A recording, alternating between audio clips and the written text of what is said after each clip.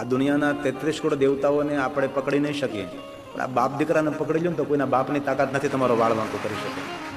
ब्रह्मा जी ने कहा, नारद जो भगवान महादेव की कथा सुनते हो प्रणम्य है, वो दर्शनीय है, वो तीर्थ का प्रतीक है। कोई भी जाति का, कोई भी ज्ञाति का, कोई भी वर्ण का, कोई भी देश, कोई भी वेश का जो मानव शंकर भगवान की कथा श्रवण करे वो मानव प्रणम वंदनीय है, ये प्रणम्य है। इसलिए कथा मंडप में बैठे हुए आप सब कोई सामान्य नहीं है, भगवान शिव के कृपा पात्र है।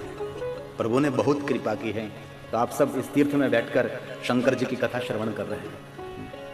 ब्रह्मा जी ने कहा, नारद धन्य वो है जो भगवान शंकर जी का ध्यान करते हैं। जीवलोक में आना उनके लिए धन्य है, सफल है। किसका जन्म लेना धन्य है? जो भगवान विश्वनाथ भगवान शिव जी का ध्यान करते हैं। हमारे लोक में रहने वाला कोई देव है तो महादेव है।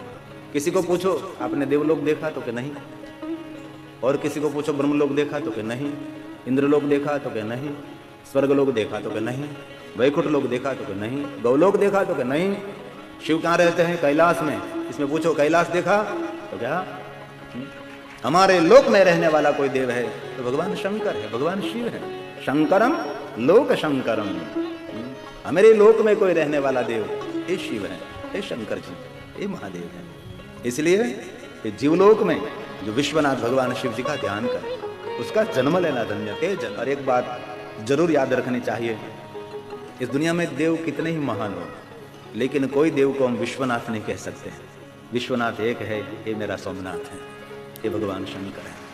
भगवान शिव को हम विश्वनाथ कहते हैं, विश्वपति, विश्व का ईश्वर, ये भगवान शिव है। ते जन्म बाज खलु जीवलोके वे सदा ध्यायन्ति। विश्वनाथ जिनकी वाणी शंकर जी का गुणगान करते हैं, जिनकी जीवा भगवान शंकर जी की स्तुति करते हैं, जिनके कारण भगवान शंकर जी की कथा श्रवण करते हैं, सुनोति बिन प्रयास भव पार हो जाएगा। ये व्यास जी का वचन है। शंकर जी की महिमा गा रहे हैं हम सब, और इसमें आज तो सोमवार है, सोम प्रदोष भी कहते हैं आज का दिन। आज ने तो सबने सोमनाथ महादेव का दर्शन किया होगा। कभी सोमनाथ महादेव अंदर जाने के लिए आपको अवसर न मिले ना, तो बाहर से भगवान शिव जी के शिखर का दर्शन, ध्वजा का दर्शन कर लो ने, तो सोमनाथ महादेव का ही दर्शन का ही फल मिलता है। यहाँ से निरंतर भगवान शंकर जी का शिखर और ध्वजा मुझे निरंतर नजरस्थ रहता है। मैं उसके सामने देखकर भगवान की कथा बोलता रहता हूँ।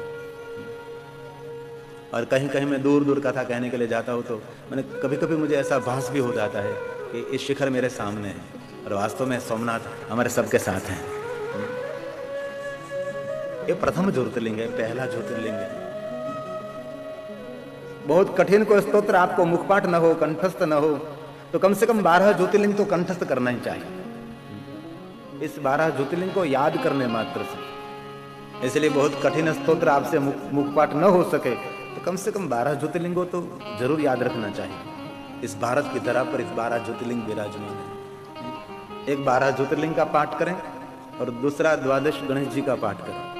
प्रणम्याम शीर्षा देव गौरी पुत्रम से लेकर संकटनाशन गणेश स्तोत्र। अनेक बात कहूँ याद रखने जैसी। આ દુનિયાના 33 કરોડ દેવતાઓને આપણે પકડી નહીં શકીએ, પણ આ બાપ દીકરાને પકડી લો ને તો કોઈના બાપની તાકાત નથી તમારો વાળ વાંકો કરી શકે।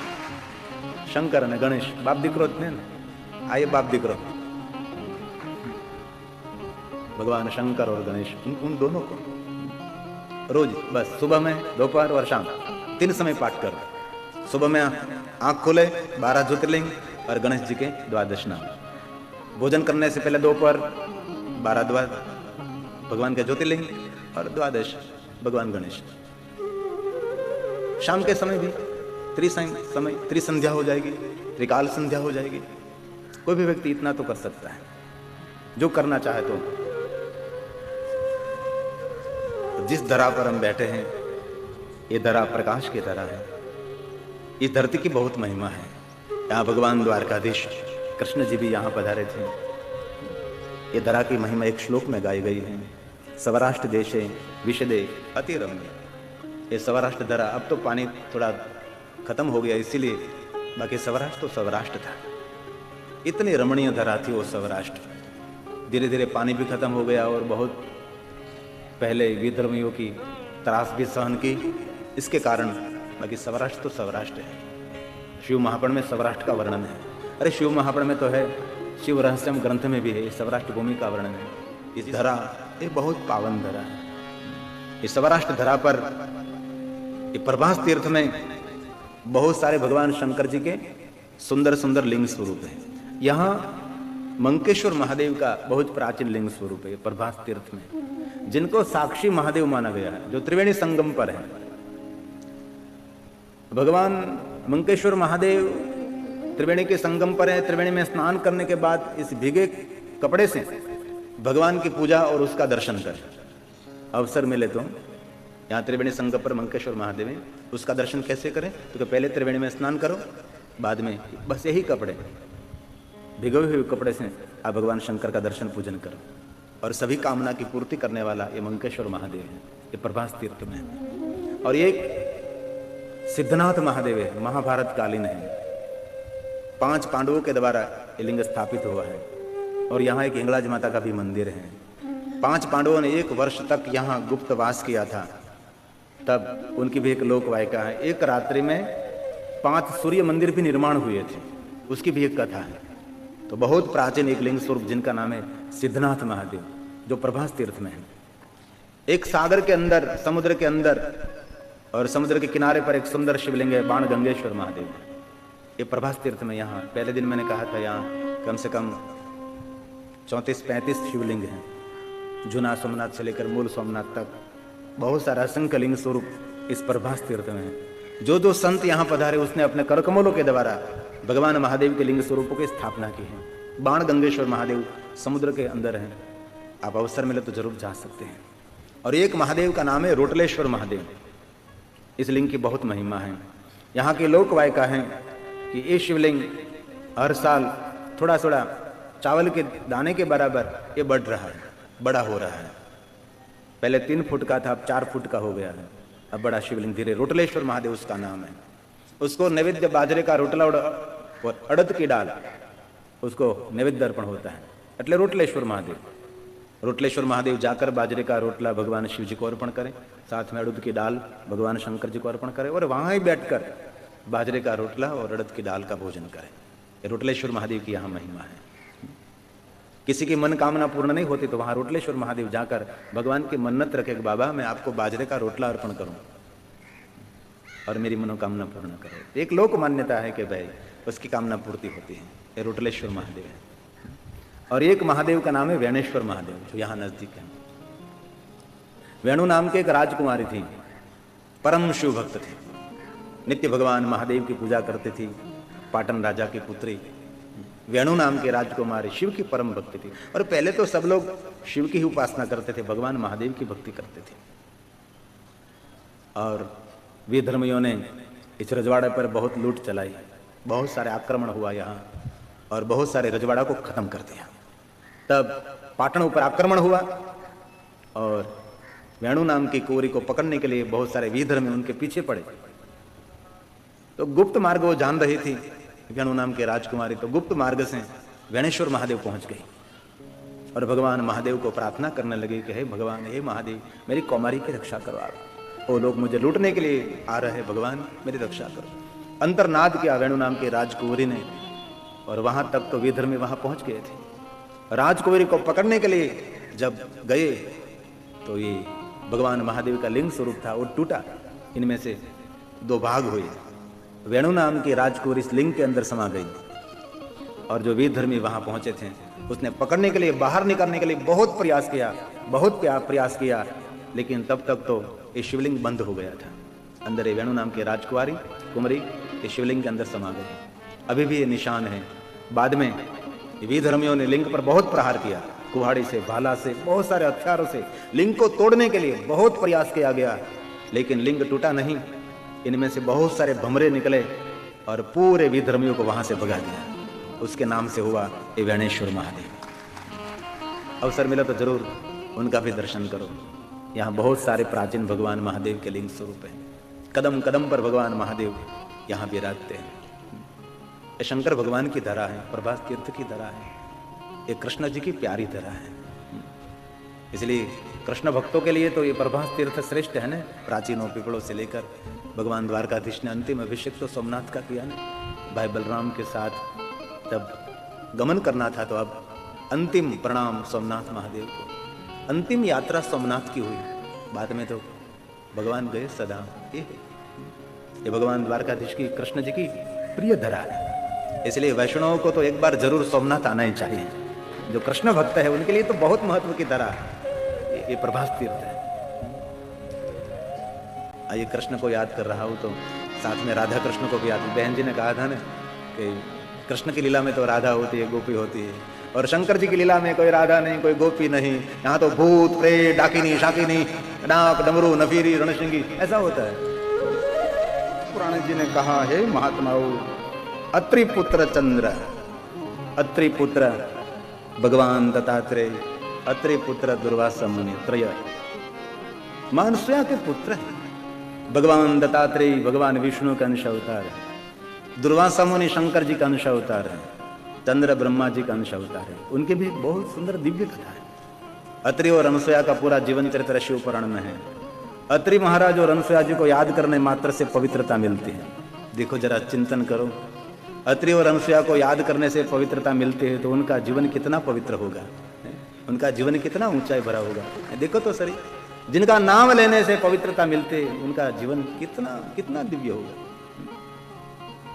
अत्रि और अनसुया के पुत्र दत्तात्रेय भगवान, उनको प्रणाम करें, दुर्वासा जी को प्रणाम करें। क्यों? सोमनाथ महादेव की कथा चंद्र के जीवन चरित्र के साथ है। चंद्र युवान है, महात्माओं की सेवा करें। चंद्र एक सबसे बड़ा सेवक है। कठिन धर्म तो सेवा है।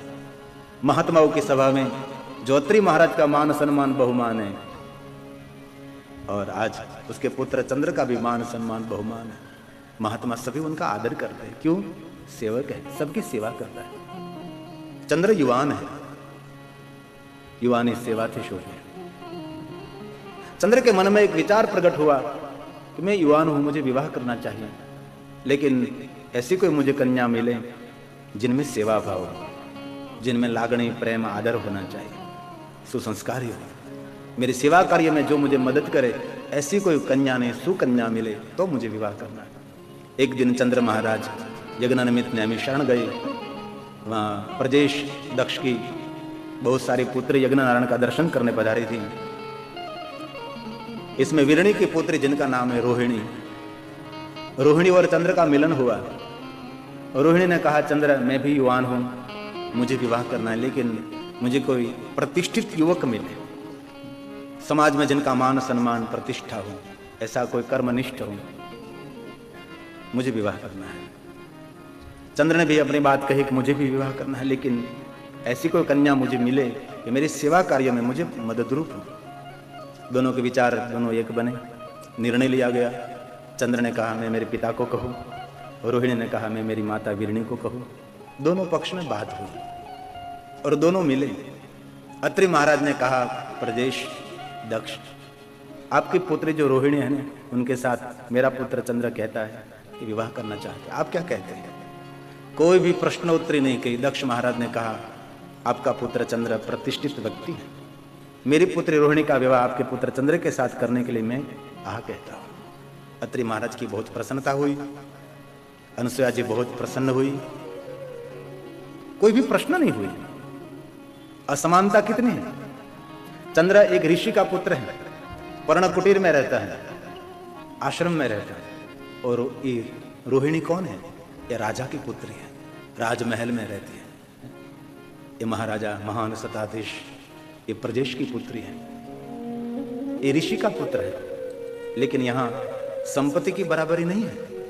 संपत्ति की बराबरी में देखो तो ये तो ऋषि है, ये तो वन में रहे, कामद वन में, कामदगिरी पहाड़ के पास अत्रि महाराज अनसुया का सुंदर आश्रम है। वो तो जंगल में रहने वाला चंद्र, और रोहिणी तो राजमहल में पलती है, राजमहल में रहती है। यहाँ कोई संपत्ति की बराबरी नहीं है, यहाँ तो संस्कार की बराबरी है। हम सब क्या करते हैं? हम संपत्ति की बराबरी देखते हैं, संपत्ति की बराबरी नहीं, संस्कार की बराबरी देखें। दोनों पक्ष में बहुत प्रसन्नता हुई और दक्ष महाराज ने कहा, अत्रि महाराज, हमारे परिवार में एक निर्णय लिया गया कि जिनके साथ ये रोहिणी विवाह करेगी, उनके साथ उनकी जो बहन है 26, वो भी उनके साथ ही विवाह करेंगे। इसलिए आपका पुत्र चंद्र मेरी 27 पुत्रियों के साथ विवाह करे। पहले तो चंद्र ने कहा कि नहीं, मुझे तो रोहिणी के साथ विवाह करना है, लेकिन परिवार में एक निर्णय लिया गया था। अंत में चंद्र ने कहा कोई बात नहीं। प्रजेश दक्ष ने अपनी 27 पुत्रियों का विवाह अत्रि पुत्र चंद्र के साथ किया, सबको विदाई दी। अत्रि और अनुसुया का आश्रम में एक साथ 27 पुत्र वधु का आगमन हुआ, सबका स्वागत हुआ। आश्रम में पूरी रौनक और पूरा प्रकाश और दिव्यता आ गई। हमारे घर में एक पुत्र वधु आती है तो हमारा घर हरा भरा लगता है। इसके तो आश्रम में एक साथ में 27 पुत्र वधु का आगमन हुआ। कोई शिकायत नहीं, कोई फरियाद नहीं, सब अपना अपना काम कर रहे हैं। अत्रि महाराज के आश्रम में कोई वस्तु की कमी नहीं थी। एक तप का बल था, मांगो ने वस्तु मिले ऐसा नहीं, मन में जो कामना करे वो सब कुछ मिल जाता था। ये अत्रि महाराज का तपोबल था। मानसोया जी महापतिव्रता नारी थी। जितनी पतिव्रता नारियों उसका सिर मुकुट ये मानसोया थी। जो कोई नारी नित्य अनुसुया जी को याद करे तो उनका पतिव्रत धर्म अखंड रहता है। कोई भी बहन अनुसुया को रोज याद करे, उनको पवित्रता मिलती है। आश्रम में सब कुछ ठीक ठाक चल रहा है, कोई शिकायत नहीं, कोई फरियाद नहीं। समय बीतने लगा। हुआ ऐसा, जो रोहिणी थी ये चंद्र के सेवा कार्य में बहुत मदद कर रही थी, तो चंद्र उनको बहुत सम्मान दे रहा था, बस उनका आदर हो रहा था। रोहिणी का आदर देखकर और दूसरों को किसी को ईर्ष्या नहीं हुई, लेकिन उनके साथ जो आई थी 26 उनकी बहन, उनके मन में ईर्ष्या प्रकट होने लगी और परस्पर बात करने लगी, हम भी चंद्र की पत्नी हैं, जो सम्मान रोहिणी को मिल रहा है वो सम्मान हम सबको नहीं मिल रहा है। और रोहिणी के साथ सब झगड़ने लगी।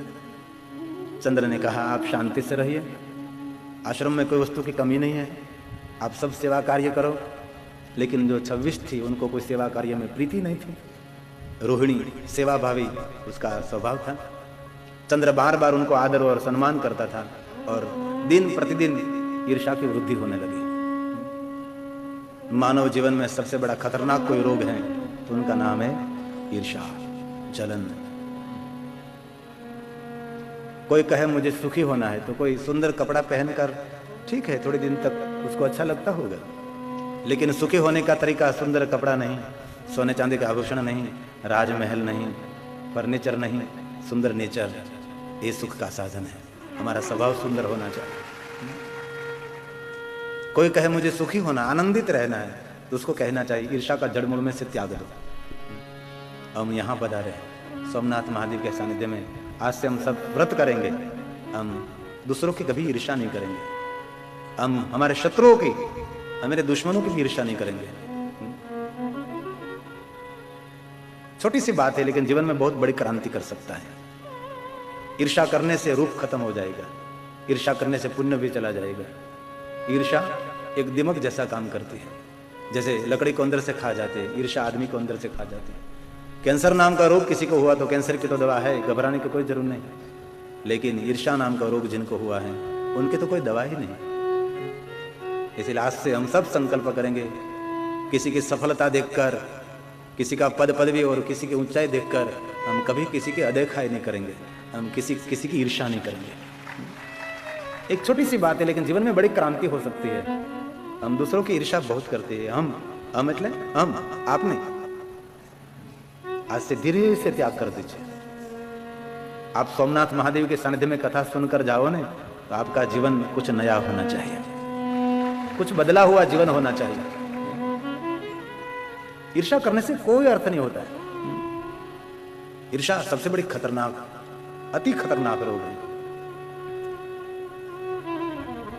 सभी ने मिलकर पिता दक्ष को कहा, पिताजी ये चंद्र रोहिणी को जो आदर देता है वो आदर हम सबको नहीं मिलता, लेकिन आदर हमारी योग्यता के अनुसार मिलता है। जीवन में एक बात बहुत याद रखने जैसी है, हमारी योग्यता हो उससे कम आदर मिले ना तो जीवन में कोई खतरा नहीं है, लेकिन हमारी योग्यता नहीं है और कोई बड़ा आदर दे देने इसमें बड़ा खतरा रहता है। इसलिए मान सम्मान आदर की भूख कभी मिटती ही नहीं।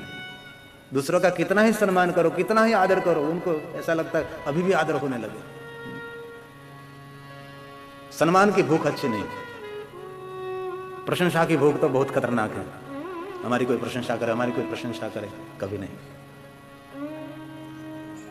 कोई सम्मान मिल जाए तो प्रभु का प्रसाद है, और सम्मान मिले तो कभी खुशी भी नहीं, और कोई अनादर अपमान करे तो कभी नाराजगी भी नहीं। उनको जीवन कहते हैं। बस गुलाब के पुष्प की तरह आप खिलते रहो। कांटाओं के बीच गुलाब है, तभी मुस्कुराता है गुलाब। चारों तरफ कांटा कांटा कांटा कांटो कांटो कांटो है। किसी ने पूछा गुलाब को, गुलाब तू क्यों मुस्कुरा रहा है? इतने सब सारे तीक्ष्ण कांटों के बीच तेरी मुस्कुराहट इतनी सुंदर। तो गुलाब ने क्या कहा मालूम? मेरी खुशबू और मेरी मुस्कुराहट, इसलिए तो कांटे भी मेरी रक्षा करते हैं। आपकी मुस्कुराहट और आपके मुख की प्रसन्नता, आपके शत्रु भी आपकी रक्षा करने लगेंगे। इसलिए मुख की प्रसन्नता कभी गायब नहीं होनी चाहिए, और आपके मुख पर हंसी आपकी दिव्यता है। घना घना माणसो तो मोઢા ચડાવીને જ બેઠા હોય, ખબર નહીં હું થતું હોય, કામ ચાલે, પેટમાં દુખતું હોય કે પછી દાળ ભાત ખાતા એટલે ગેસનો ગોળો ચડ્યો છે, કંઈ ખબર નથી પડતી। ચહેરો હડેલો હારો પણ ચડેલો નહીં હારો। પેલો હડી ગયો ને તો એની કંઈક દવા થાય, પણ પેલો ચડેલો હોય ને કોઈ દવા જ નહીં, એટલે મોઢું ચડાવીને નહીં બેસે। અમારા વિડીયોવાળા ભાઈ એવા છે ને, જે મોઢું ચડાવીને બેઠા ને તેનું જ રેકોર્ડિંગ કરે, બોલો। 3 કલાક તો તમારે પ્રસન્ન જ રહેવાનું છે। महाराष्ट्र वासियों थोड़ा सा गुजराती सीख जाइए आप।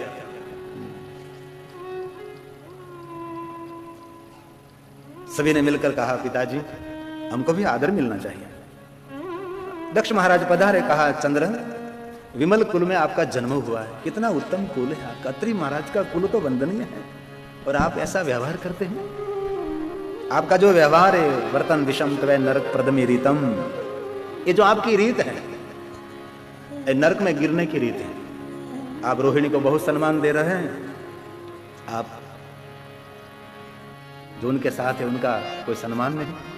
ये जो आपका व्यवहार है, ये दुख का कारण बनेगा। इसलिए आप समान दृष्टि से सबको देखें।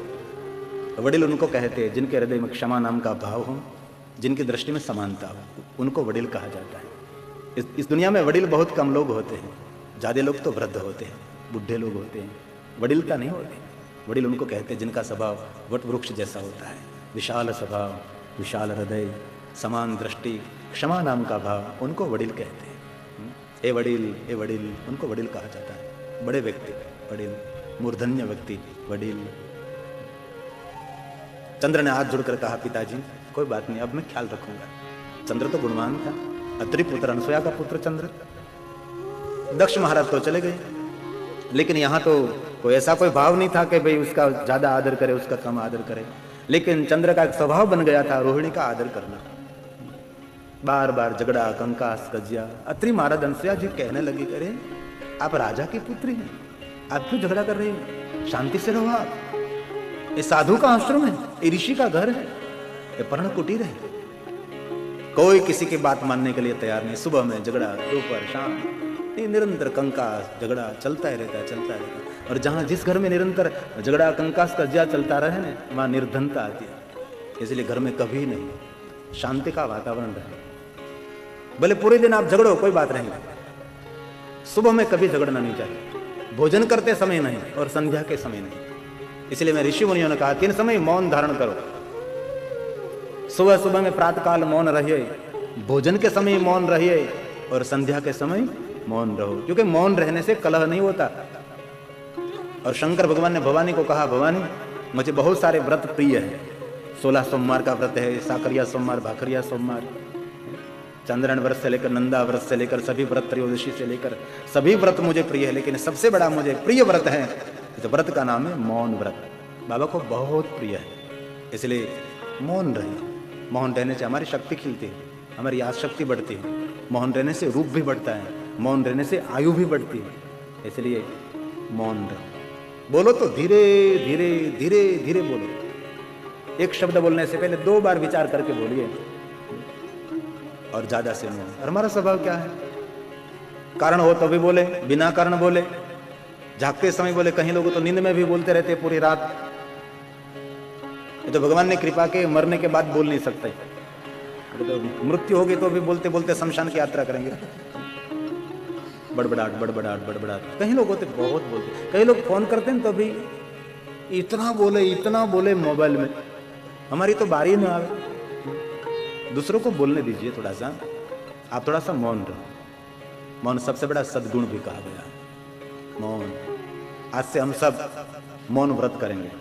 जैसे 3 घंटे आप कितने मौन रहते हैं, कितनी स्फूर्ति महसूस होती है, घर में भी मौन रहे, मौन व्रत करो आप।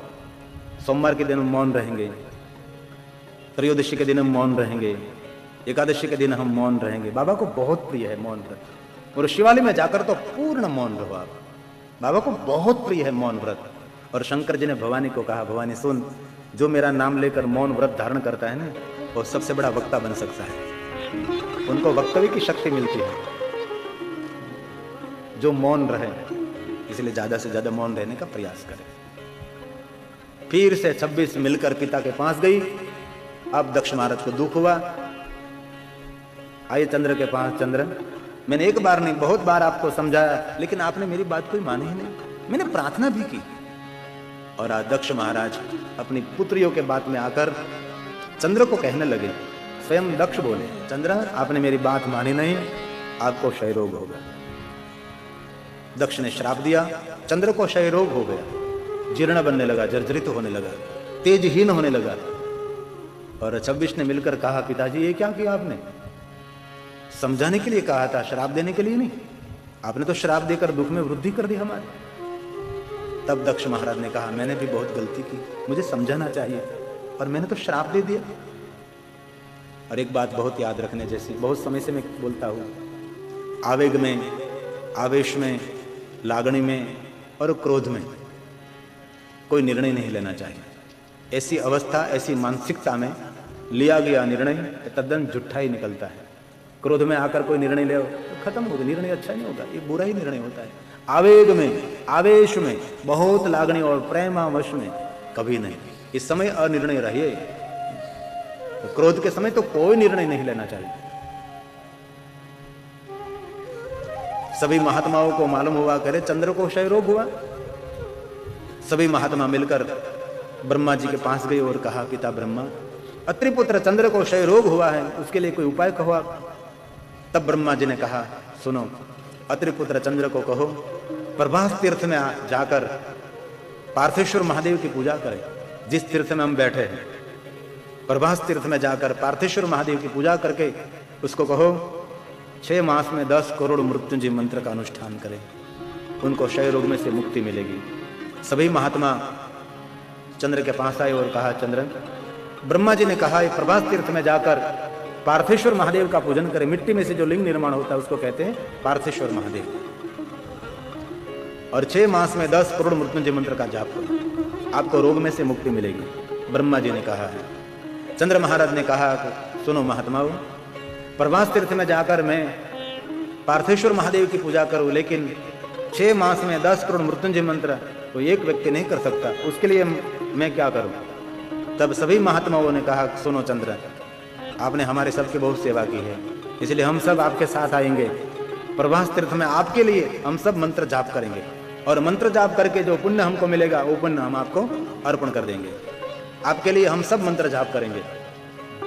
आपने किसी का काम किया होगा ना, तो आपका काम करने वाला कोई तो मिल जाएगा, लेकिन आपने किसी का काम किया ही नहीं, तो आपका काम करने वाला कौन मिलेगा? कोई नहीं। यानी जीवन में खूब याद રાખો, કોઈ દિવસ એવું ન બોલવું કે મારે કોઈને જરૂર નથી। કોઈ કોઈ માણસો એવું બોલતા હોય ને, મારે કોઈને જરૂર નથી। અરે ભાઈ, જીવતા માણસને 1000 માણસની જરૂર પડે છે, મરી જાય ત્યારે પણ 4 જણા ઉપાડવા વાળાની જરૂર પડે છે, 1 જણો અગ્નિ લેવા વાળો જોઈએ છે। જીવનમાં ભૂલથી એવું નહીં બોલો કે મને કોઈને જરૂર નથી। બધા સાથે સુંદર આપણે સંબંધ રાખવાના, મીઠા મધુર। सभी महात्माओं ने कहा, चलो चंद्र, हम प्रभास तीर्थ जाएंगे। असंख्य ऋषि मुनियों के साथ चंद्र महाराज इस तीर्थ में पधारे जहां हम बैठे हैं। प्रभास तीर्थ में आए और सुंदर पार्थेश्वर महादेव शिवलिंग निर्माण किया। मिट्टी में से जो लिंग निर्माण होते, जो हमारी महाराष्ट्र बहनें बहुत आई है, सुबह सुबह में पार्थेश्वर महादेव की बहुत सुंदर पूजा करती है।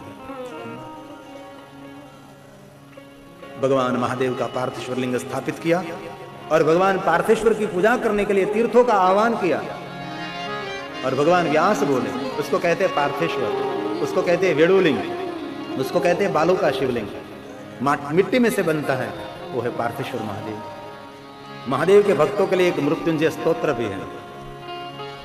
इसमें परम शिव भक्त हो गए उनको मालूम होगा, जो मृत्युंजय स्तोत्र है उसका नित्य पाठ भी करना चाहिए।